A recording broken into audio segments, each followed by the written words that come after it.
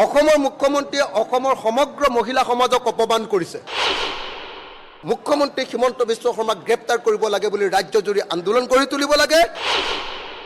কংগ্ৰেছ দলক বিশেষভাৱে মই আহ্বান জনাইছোঁ যে অসমৰ মুখ্যমন্ত্ৰীৰ ওপৰত তেওঁলোকে নিৰ্বাচন আয়োগৰ ওচৰত তেওঁ কোনোদিন যাতে ইলেকশ্যন খেলিব নোৱাৰে তাৰ কাৰণে আবেদন কৰিব লাগে।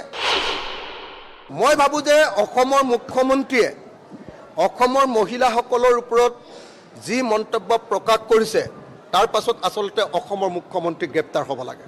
অসমৰ মুখ্যমন্ত্ৰীয়ে অসমৰ সমগ্ৰ মহিলা সমাজক অপমান কৰিছে আৰু সেইকাৰণে কংগ্ৰেছ দলক বিশেষভাৱে মই আহ্বান জনাইছোঁ যে অসমৰ মুখ্যমন্ত্ৰীৰ ওপৰত তেওঁলোকে নিৰ্বাচন আয়োগৰ ওচৰত তেওঁ কোনোদিন যাতে ইলেকশ্যন খেলিব নোৱাৰে তাৰ কাৰণে আবেদন কৰিব লাগে, দাবী জনাব লাগে আৰু লগতে অনতি বিলম্বে থানাত গোচৰ দিয়াৰ পাছত কোৰ্টত অসমৰ মুখ্যমন্ত্ৰীৰ বিৰুদ্ধে গোচৰ দি অসমৰ মুখ্যমন্ত্ৰীৰ পদ খাৰিজ কৰিবৰ কাৰণে কংগ্ৰেছে আগভাগ ল'ব লাগে।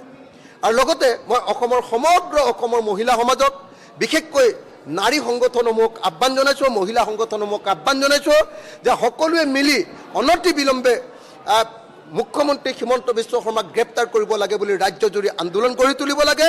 কাৰণ মুখ্যমন্ত্ৰীয়ে সমগ্ৰ অসমৰ মহিলা সমাজক অপমান কৰিছে। মুখ্যমন্ত্ৰীয়ে সমগ্ৰ অসমৰ মহিলা সমাজে কংগ্ৰেছৰ দিনত মানে কি কয় কংগ্ৰেছৰ কোনোবা মানুহৰ লগত সতীত্ব বিক্ৰী কৰি সেই চাকৰি পাইছে বুলি ঘোষণা কৰিছে। গতিকে তেনেকুৱা এজন মুখ্যমন্ত্ৰী হৈ থকাৰ অধিকাৰ নাই।